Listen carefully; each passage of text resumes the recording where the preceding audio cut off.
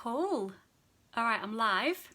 Hi, everyone. If you're watching this back, I'm just waiting for Anna to hop on with me.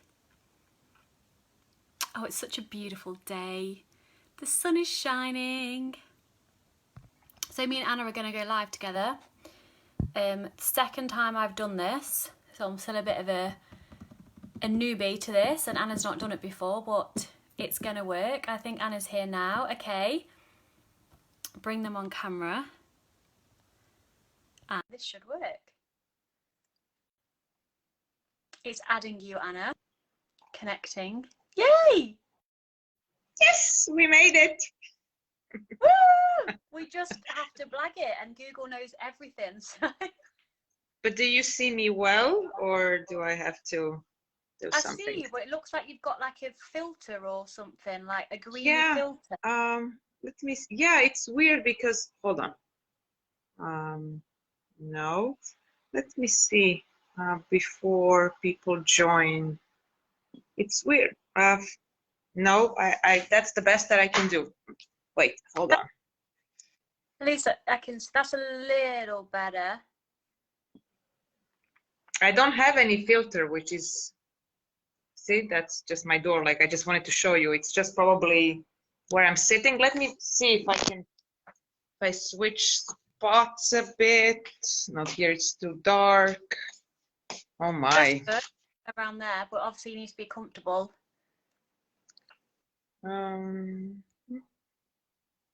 We've got two watches. Guys, we're going to get into it in a minute. Just give us 2 secs. We're trying to get Anna's lighting right. It looks like she's got a green filter, but it's all good. Yeah, do you want me to go outside? No, that's fine. They're not here. They're here to hear our wisdom, not to see how beautiful each and every one of us is. I agree. How are you? How are you?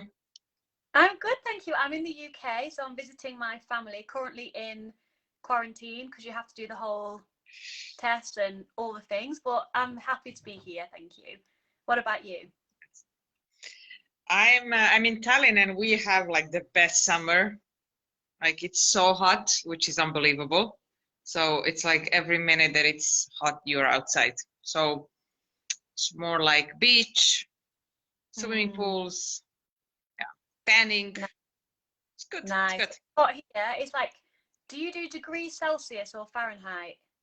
We do Celsius. So it's like, it was 35, 36. Yeah, it was really hot. Yeah. Yeah. Okay. Amazing.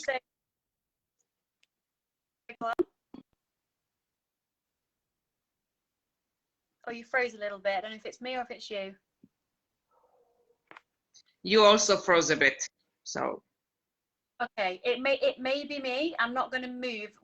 I'm near the Wi-Fi, but it's not as good as my Wi-Fi at home. So, worst case scenario. Okay. If we get cut off, I'll come straight back on and we'll continue our conversation wherever we left off. If we get cut off, worst case.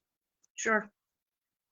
Okay, cool. So anyone who is watching this back or watching live now, me and Anna decided to get together to do this very intuitive, natural conversation, if you like, today, because we wanted to share each of our stories about how we progress and transitioned from constantly dieting and restricting, and then of course when we diet, then that can cause binge eating and emotional eating, and we're now living in a space of food and body freedom, and we wanted to share our experience with you. So Anna, how did you start to transition? So first of all, what made you decide, okay, I've had enough of dieting, I can't go any longer? What was that for you? For me, there were a couple of moments. I would say, like, one was just, I was emotionally and physically tired. Like, I didn't want to live like this. Like, I felt that it was over consuming me. Like, my thoughts, like what to eat, what not to eat, what's allowed, what's not allowed, like it was just, I realized that, like, 60-70% of the time I was giving it to this, what to eat and how to eat and when to eat and how much to eat, what diet to follow. So yeah, that was one thing. And then the second were, there were like a couple of events where I lost quite a bit of weight. And then, you know, I was either again criticized or it was glorified. And then I realized, oh man, like if I'm trying to please other people, it will never work because, you know, like there will always be a different opinion on whatever number I hit on the scale. Yeah. And I was not necessarily happy or happier with a lower number on the scale. A couple of times it happened and I was really like struggling to handle that lifestyle, to maintain that weight, because it was so like, it was not so difficult to lose it in my case because I had a hormonal issue, so it just went off alone. But like trying to maintain that was so hard. So, and I felt a little bit like, because I didn't want to share my story with so many people, like how it happened.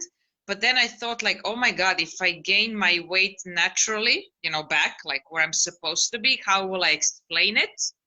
And then that's when I really had this harsh conversation with myself that like, I really don't own explanations to anyone. Like, you know, like I felt so trapped. I trapped by others, trapped in my own thoughts and whatever I thought that they were thinking, that I was thinking. And I realized that like, it's not that it's only not productive, but I wasn't thinking about other things as much as I was thinking about that. So for me, that was like turning point. Also, when I became a mom, I really didn't want to focus so much on like that aspect, like being healthy, yes, but not maybe necessarily showing my kids also some things that I have seen while I was growing up. You know, like labeling foods and not allowing them certain things, you know, like I think like a lot of memories came back as well. So that there were a couple of like really big moments. But I think that like overall you just have this feeling of like you're just tired and you don't want to do it. You know, like you just there are better things to spend your energy on, you know? Exactly that. And thank you for sharing your part, like what changed for you. What changed for me was I got to the stage where I could no longer diet for even an hour. Honestly, Yeah. like I was Yeah. like, Yeah. and then I'd be like, okay, I'm gonna go again. I'm not giving up. It's the Yeah. perfect Yeah. weight there for me, and then my whole life's gonna be forever changed for the better.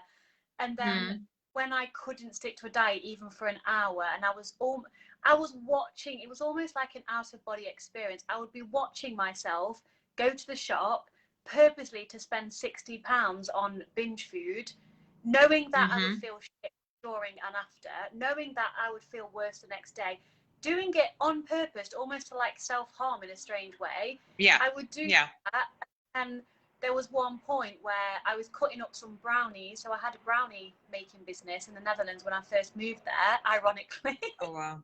Because I love brownies. And I was cutting some brownies up for a show or whatever it was I was doing. And then I cut myself by accident. It wasn't a bad cut, but you know when you're like literally treading on thin ice with your anxiety. And I never spoke my truth. I never shared my feelings. Everything was on my own shoulders by choice. I didn't feel worthy enough to share. And that put my hand, something snapped, and I literally laid down on the floor and was like hysterically crying, and I couldn't breathe.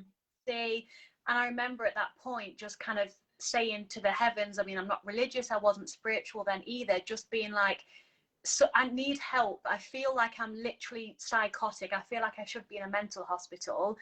I need help. I'm scared of my own thoughts. I don't know what else to do because I can't diet anymore. But of course, I don't want to keep binge eating. The weight gain was so rapid, so quickly, and I just broke down. And then that was the stage. The next day, I promised myself I would never let myself feel like that again. And then I hired a coach. Threw myself into study of psychology, nutrition, because you know, when we're foodies, we think that if we study nutrition, then we're going to heal ourselves. Yeah. It's not the lack of knowledge that we have. Actually, we have no one lacks that knowledge actually. Like, I mean, some people do, but in general, Like nowadays you can get a lot of knowledge online or through books or podcasts or whatever. I think it's more the work, the inner work. And like for me, I really, there was also, I don't know if you felt like that, but for me, when I was always like dieting and figuring things out and how to lose and how to maintain, did you ever feel like embarrassed that this is your life? Yeah, Like because I whole life evolved around purely what I look like. End of. Yes, it's just exhausting. I mean, like I felt like I cannot believe I am this person. You know, like when you hear about these stories and they're not, for example, happening to you, like, oh, it's happening to somebody else. You know, like constantly thinking about what's the next diet or researching diets and restricting. And I really felt like embarrassed, like, oh my God, I have become this person. You know, like I didn't want to feel embarrassed of myself because other people don't care. I mean, they care superficially, but they don't engage and they don't know actually what it means because they just think you're on a diet. But how over consuming it is, I don't think they get it. So I had like a couple of these like very significant moments, but then also this feeling, I'm like 27, 28, how old I was, I think something like that, and I just felt like, oh my God, it has been a decade, you know. So I think it just like when you are in the cycle of restricting and then maybe gaining some weight back, and it doesn't have to be huge jumps, but like you feel off, I think you don't notice until you take a look back and say, oh my God, it's been so long. And then you just take a couple of, in my like recovery that I did something with a therapist and then something on my own and also through studies, I used to take photos of different, moments in my life in those past 10 years, like lowest weight, highest weight, mid-weight, on this diet, on that diet, just like to see. And I can tell you on some photos what I felt. You know what I mean? Like maybe that time I was like super confident because I had like, reached my goal weight for the summer. But like I know exactly how I felt. Like you better not gain. Yeah. You better control it. So Yeah, I heard by, I can't pronounce her last name, similar to yours, Anna. She's called Mary, I think it's Joe Cosby. She's called Mary's Cup of Tea everywhere. She says a great quote, and she says, don't let your body image ruin your life experience. Yes. And that's and what especially I think that's very true because like at one point, like I'm almost 40, I will be 40 next year, and then I'm thinking, imagine if I realized, oh my God, I've been dieting half of my life. Do you know what I mean? Like it's a scary thought. So yeah, we're so consumed in it, and it's also quote normal. I mean, when I was in my recovery, I noticed so prominently that 99% of the people I interacted with spoke about what diet they were on, how much weight they've lost, how fat they feel, what doesn't fit them. And it's everywhere. So, as humans, we want to fit in. And obviously, of course, diet culture, media, society, everything encourages us to stay in this small box of literally living our lives consumed by what our body looks like. But then I got to the stage where I remember it very vividly. It was in this very room, actually, because I was living with my mum. It was before I moved to the Netherlands. And I looked in the mirror and I was crying again because I hated what I saw. And I remember going to my mum, I think I would have been like, 31 years old, and just crying into her arms and saying, Mum, I don't want to care anymore. How do I not care? And I just kept saying that over and over again. Like something inside of me was steering, like I care so much about what I look like, but I don't want to care anymore. But how do I get to that stage? And then it was like 1 year later that the doors opened for me and I had the opportunity to choose healing, which was scary as hell because of course weight gain is also a potential there as well, which did happen. But then what naturally happens, and I'll be curious if it was the same for you, Anna, is when I went through the kind of beginning of the recovery with all the freedom, non-restriction, abundance, allowance, I didn't weigh myself, but I knew I got a bit bigger. But then naturally, as you choose nutritious choices because you actually it goes down. It goes down, then you find your healthy set point weight, and here I am, and it's just so fucking liberating. Yeah, I think like for me, like I was, so I don't talk in pounds, sorry for everyone, but like let's say that when I was at my lowest, 54 kilos, and then now I'm like 62, 63 without effort. So in kilos, it's like 8, 9 kilos of difference. Like it's like quite a bit. So, but I think that like if I try, let's say if I try to diet now, like let's say if I gain some weight and I'm like, okay, this is a little bit too much. Like let me just control a little bit my portions, or if I think that I just went overboard with something, I still find it hard to lose it. And the thought of being in that cycle is so frustrating that's where I think like the switch happens, because in the beginning I was allowing myself all this food, but I wasn't eating, like I wasn't binge eating either. I was just eating normally.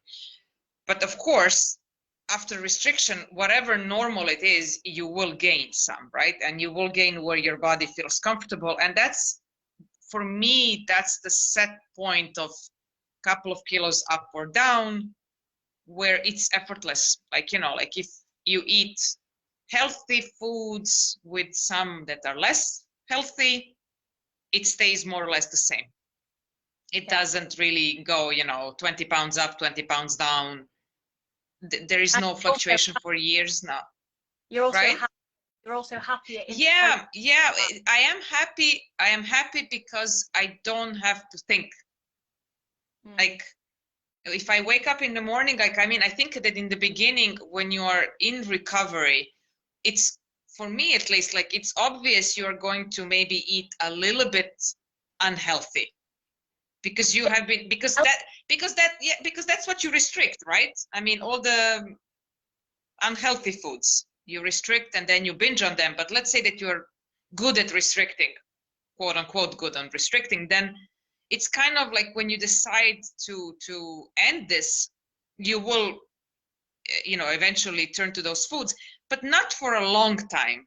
Because I mean, at one point your body will be like, okay, listen, we need some real food here. Like, we can, I mean, physically, chemistry wise, biologically, digestion, sleep, energy will be off, and you will understand that this is not, like, this is not the foods that feed you body wise. Like, it may feed your soul and they feel good in the moment, but I think that at one point you have two switches. One is, okay, these are not the most nutritious foods, and I might just eat healthier, and you feel great. But then on the other hand, also this binge foods are not so attractive anymore, like on a daily. That's the key. I think anyone watching this now who maybe is in the diet binge restrict cycle, thinking, and again, I thought this so many times, if I gave myself full permission, I will eat only that. I will literally eat chocolate till I die alone. That's exactly what. And honestly, I did eat, because my coach is amazing, but I've added into my programs a lot more to do with mental and emotional restriction, because it's all up here. So because I didn't learn about mental restriction until a little bit into my recovery, I was doing the whole, I was physically allowing, but up here I was like, I wish I didn't want this chocolate. I wish I wasn't eating that, but physically myself. And so I ate chocolate every single day in huge quantities for about 2 weeks. And I remember the day I woke up, and I would be on the phone to my coach like, oh, I've ate all this. And she just sat there quietly and said, and love yourself through it. And I was like, what the fuck? I've just paid for someone to allow me to have chocolate.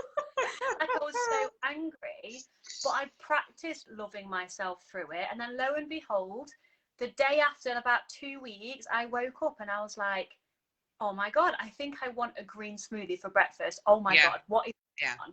And then that's when the body is like, okay, finally, you trust me.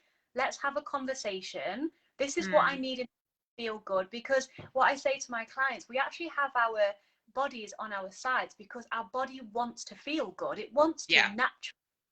So if we just practice listening and working on our mindset of allowance, it will then come. But I think you have to be in a position before you start this journey, to be ready and so done with having weight and diet control your whole life. And number 2, be brave enough to enter into the unknown, because it's scary. Yeah, it's absolutely. It's worth it. I mean, for me, I was never like, I know that you're like sweets. You were like a sweet. Oh yeah. Yeah. For me, it was more, huge quantities of bread and salty pastry and pizza and things like that. But at one point, and here is the big difference. When you are in the restrict binge cycle, and let's say you binge on pizza or whatever, and you eat really more than your body is comfortable with, you will feel a little bit unwell, right? And then you blame the pizza for it. Although like if you ate, like, let's say, less and something that your body can handle, and if you listen that, okay, now you're full, let's stop, then it would not have been a problem. But for me, it was like all in. So it's like all or nothing. But then at some point, I think if you switch to assessing some other foods, like, is it eggs, is it porridge, is it, salads or whatever,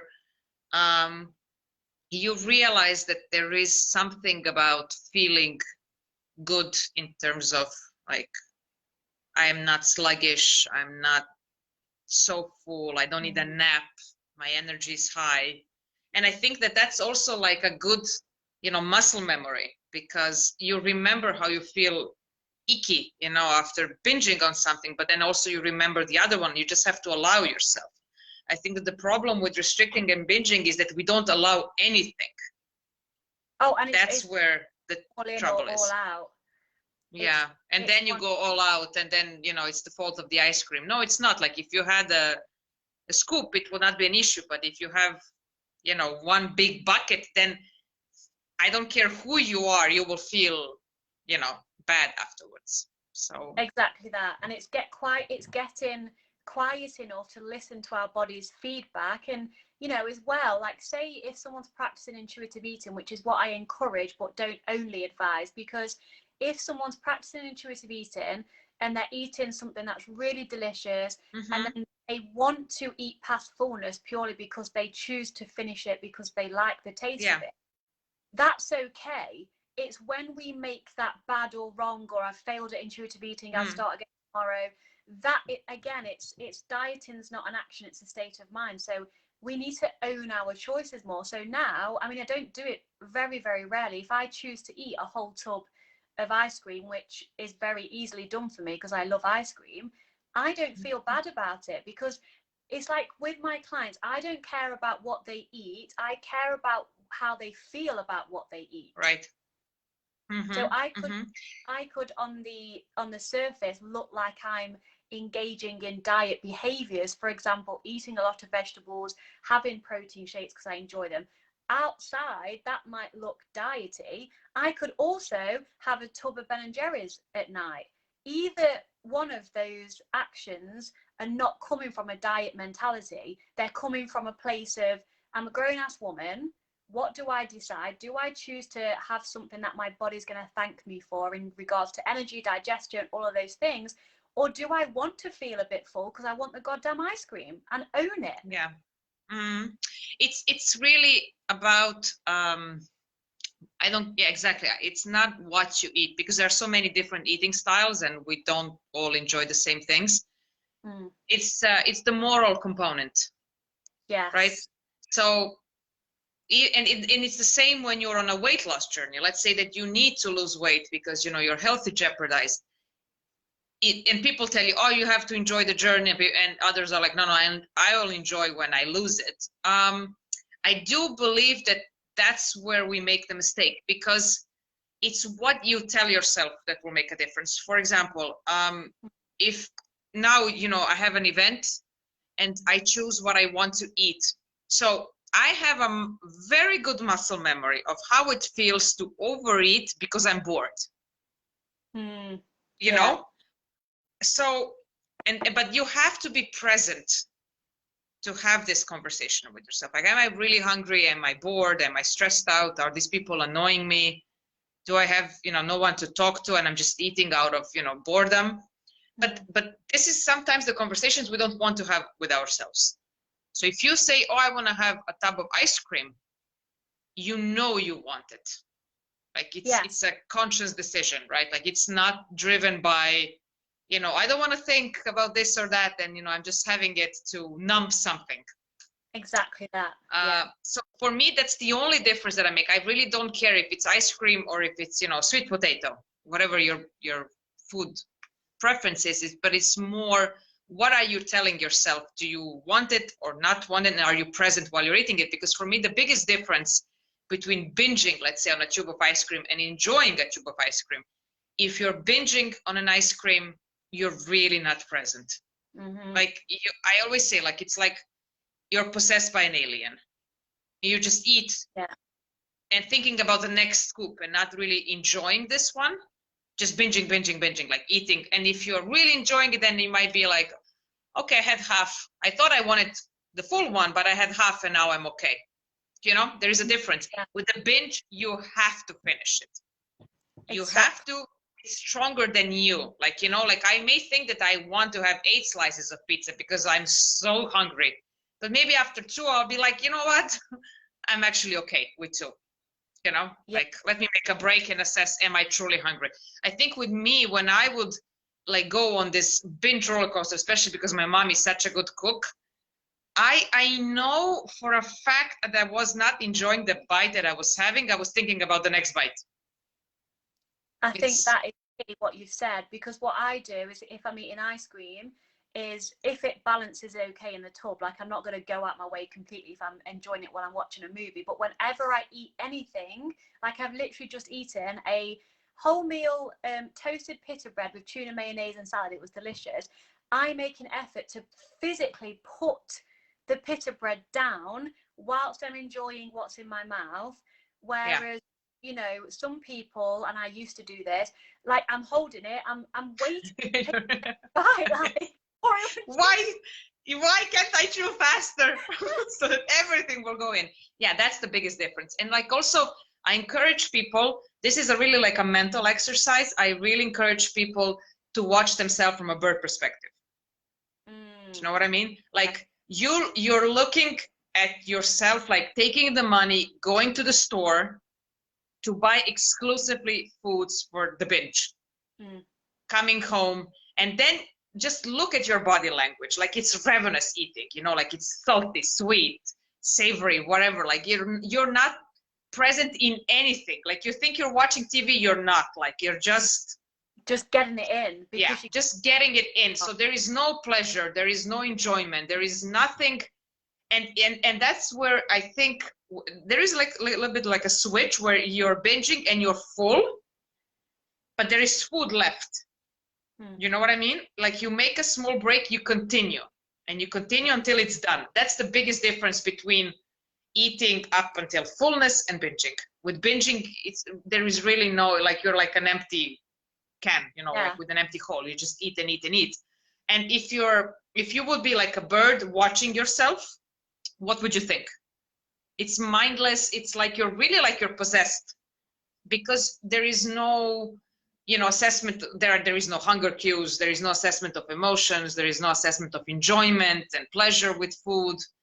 And I think that this happens sometimes. Let's say if you were too busy and you skipped a meal or 2 or whatever, and now you're like, okay, I need to eat, and that's a typical hunger. Like really, you're physically hungry, and then you're like, okay, I'm stopping myself because I'm so hungry. That's very different from consciously I'm going to the shop to binge. It's very different mindset. Yeah, it's all about mindset, isn't it? And eating is such a pleasure. So with full allowance, and allowance is always key, with full allowance, enjoy your food, because if you're going to eat, you may as well get every ounce of pleasure out of it. Like before I sit down and eat like chocolate, I'm like, I say to my fiance the joke, like, don't talk to me for the next.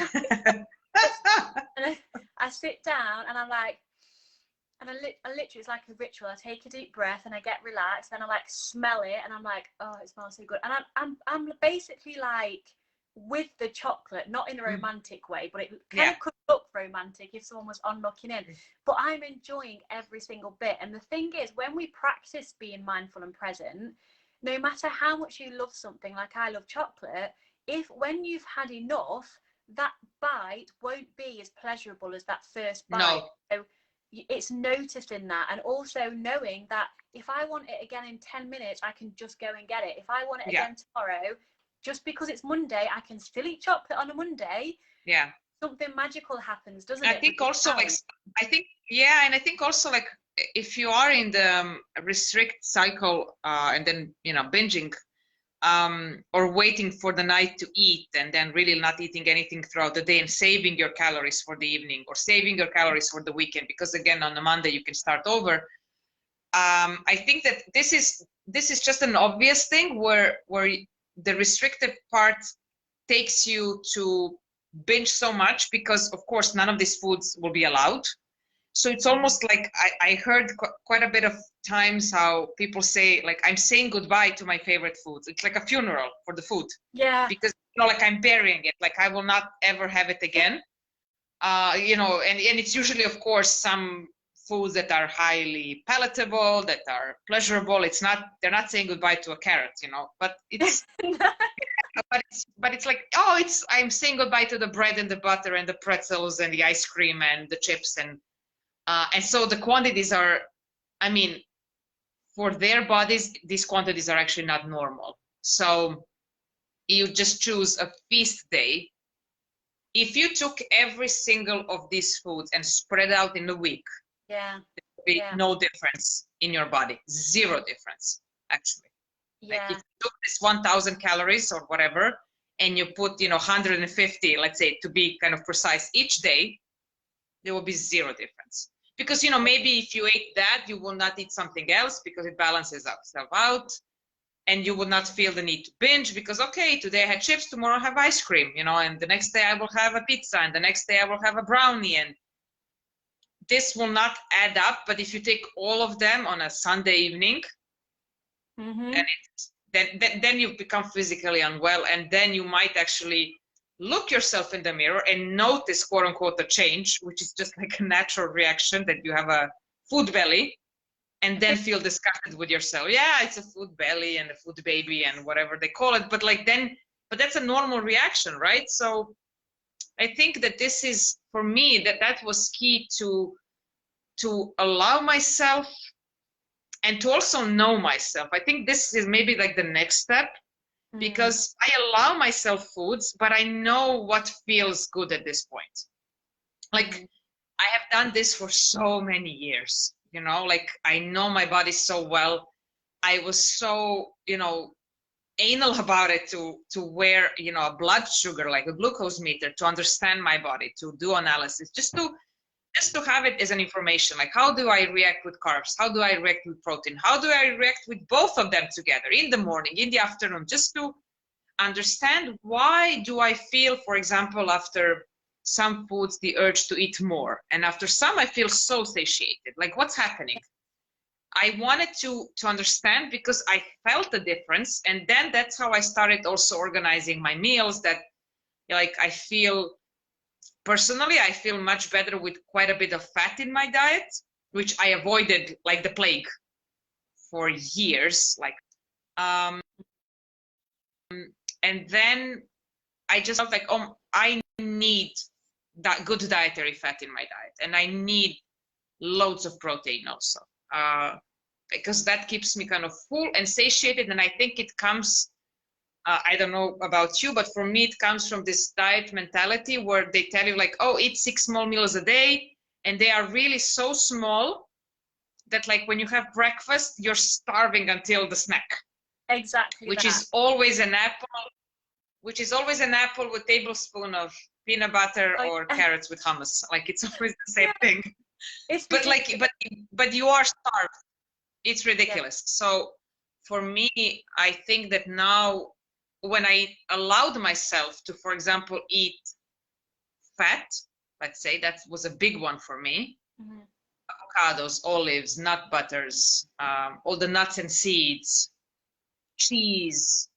Then I was like, oh my God, like it's been 3 hours and I'm not hungry. Yes, Like physically, I am just, that feeling was like, yes, like I know I ate quite a bit of calories if we're talking about the calorie intake, but like my stomach was happy, not bloated. I was like happy and I don't think about it. And for me, this mental break from thinking about food all the time, you know, that is was freedom.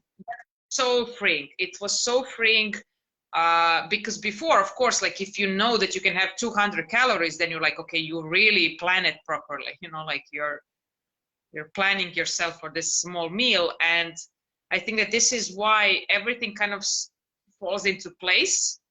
That what feels good for someone might not feel for someone else, but for me, definitely, I am more of a larger meals, more calories, less often. Me too. And my body actually doesn't like fats very much. I cannot eat avocado. I have the most weirdest reaction ever. I know, I love it. And oh my God. Time I have it, I look pregnant and then I'm on the toilet and I'm in so much pain. So I love carbs and proteins together with a little bit of fat, but my thing is carbs and protein. But you know what you said? This needs to be made into a quote card. What you said, allow yourself and then know yourself. That is so golden. Wow. I do believe, like, for example, I work well with carbs, but I will give you a very simple example. If I eat rice or pasta or sweet potatoes, my blood sugar spikes a lot.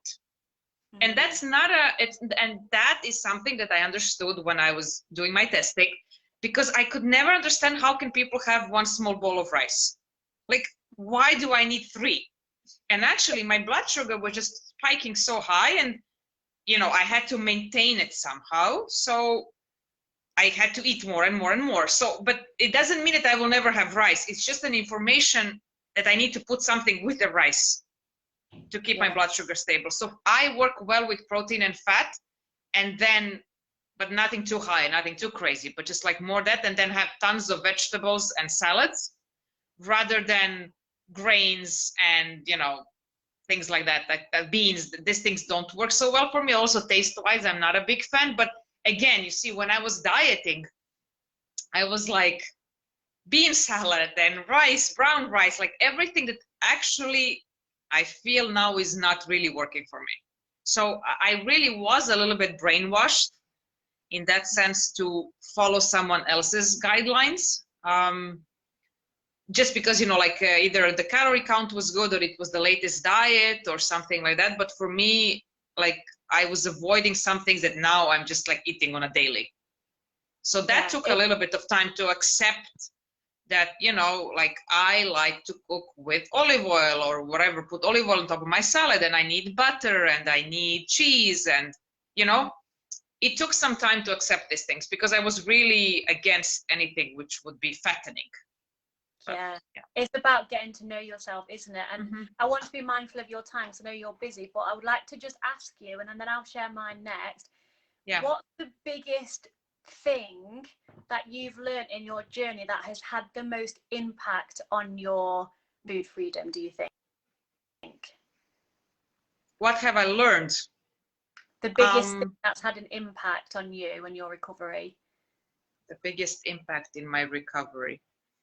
Let me think a little bit. Biggest impact. There were quite a bit of things. I'm just trying to say something also that I haven't spoken to you already on the podcast or here. I would say the biggest impact on my recovery was, so it didn't really have a lot to do with food, but it had more to do with relationships. I think that my relationships suffered a lot because of my dieting.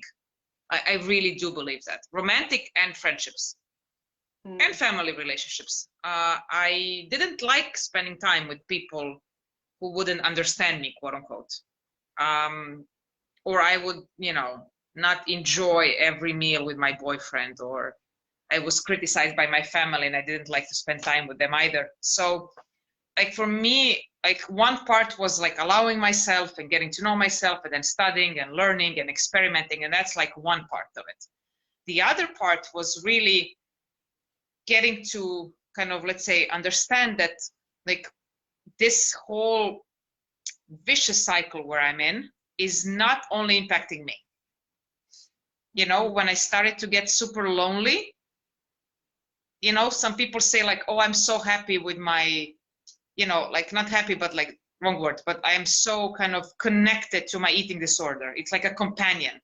I hated that. Like I never had a diagnosed eating disorder. I was not anorexic or bulimic or something like that. I was like a proper over-exerciser and a professional dieter. But I was never connected to it.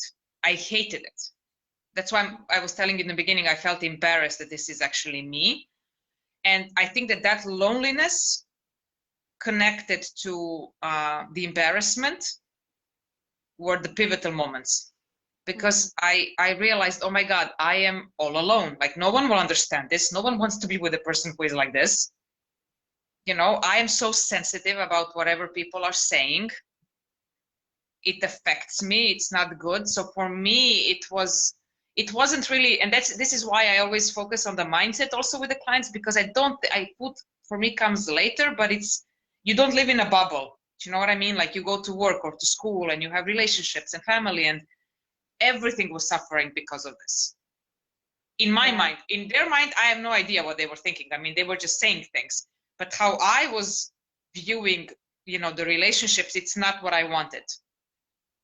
And that's had a impact on your life then. Recovering from food and body issues has improved your whole life in terms of relationships and connection and all of those things. Yeah, and I saw that you posted something about your fiance and how he was calling you out on some photo. Yeah. And I have a similar relationship with my husband, because he's very unfamiliar with anything related to dieting, and he's not from that world at all. But he really understood me, helped me out. So he was one of the key players in my recovery.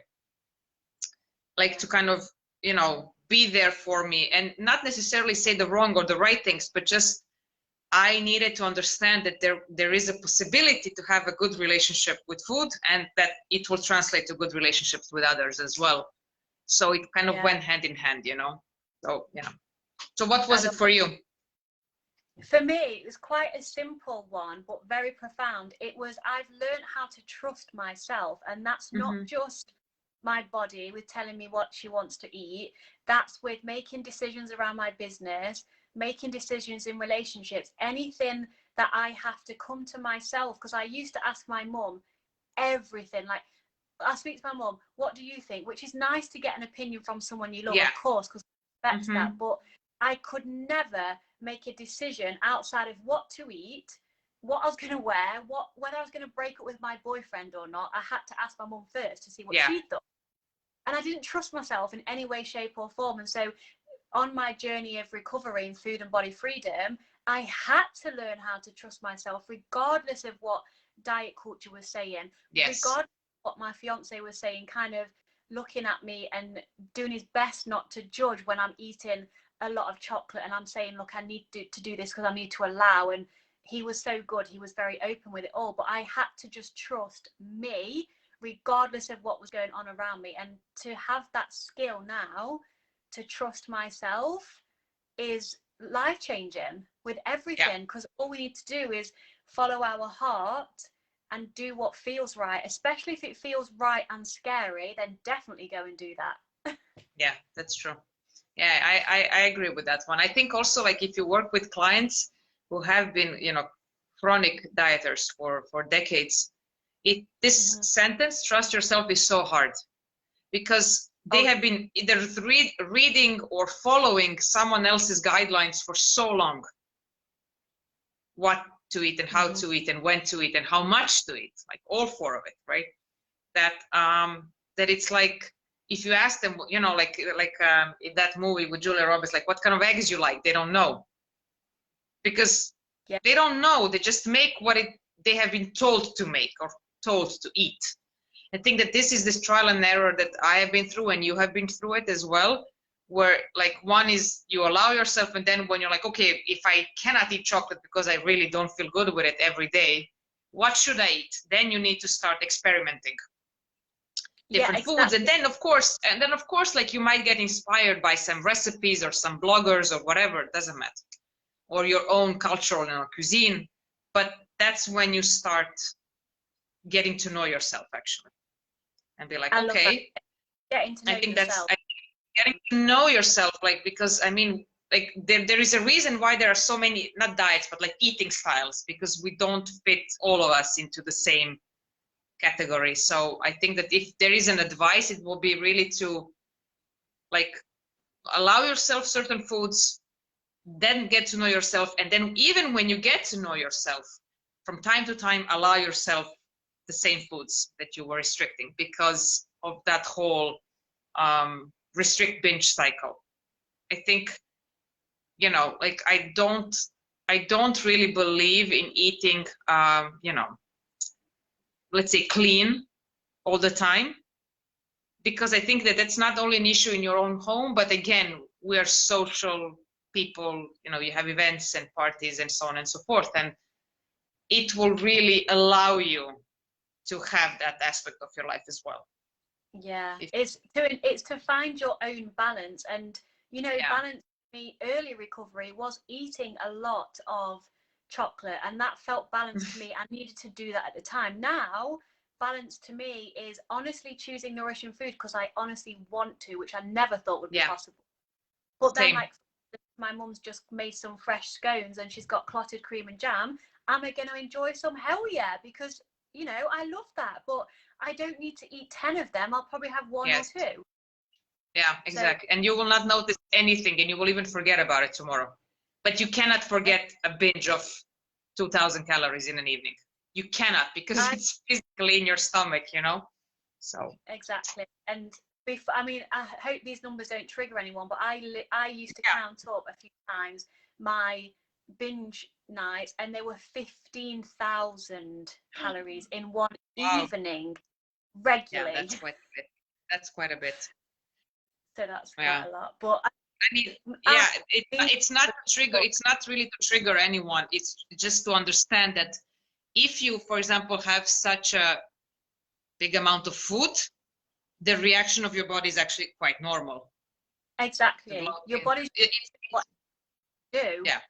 Yes. So don't get mad at it. It's like just behaving like a human body. That's it. It doesn't mean anything. It's actually taking care of you because it's going to digest all of that food that you've just eaten and everything. So give yourself compassion. And Anna, me and you and I, whichever the English way of saying it is properly, could talk. I don't know. You're a native speaker. I don't know. I think it's you and I is the posh. You and I. I think it's you and I. You and I talk forever, and I love our conversation so much. But before we go, have you got anything coming up that you know, anyone watching this back can join, either masterclasses or a freebie or anything that they might help them on their journey? Yeah. So on my website, Balanced by Anna with one N, they can get a freebie. There are 2 freebies that I give away, and there is a masterclass coming up in beginning of August. But before that, it will be really cool. It will be really the psychology of weight gain. That will be kind of the topic. So that's like something that I can announce right now. And also there will be, if they join the newsletter, which comes with the freebies, they will see that in July I'm offering some free spots for one-on-one working with me and being part of like a really special project. So yeah, they will read it in the newsletter. It will come up very soon. Oh my, that is huge. Everyone needs to get on that right now too. That is worth thousands. So get on it. And I have a masterclass that is live on the 30th of June. But if you don't want to wait until then, if you sign up, I'll send you a pre-recorded video so you can watch it now. So if anyone wants to watch that, then I'll put all the links below when this live is finished. And Anna, enjoy the rest of your day, because you're going to like is it a party or? Yes, I have a small event. It's Midsummer Day in Estonia, so I have some friends coming over for some chill out time. Well-deserved time out, I think. Well, enjoy, my love. And we did it. We're not technophobes anymore. No, Love you you're so not. much. Love you so I'll much. post the podcast because it's super valuable. So I'll Sure, speak to you soon. sure. Speak to you soon. Bye. Bye bye.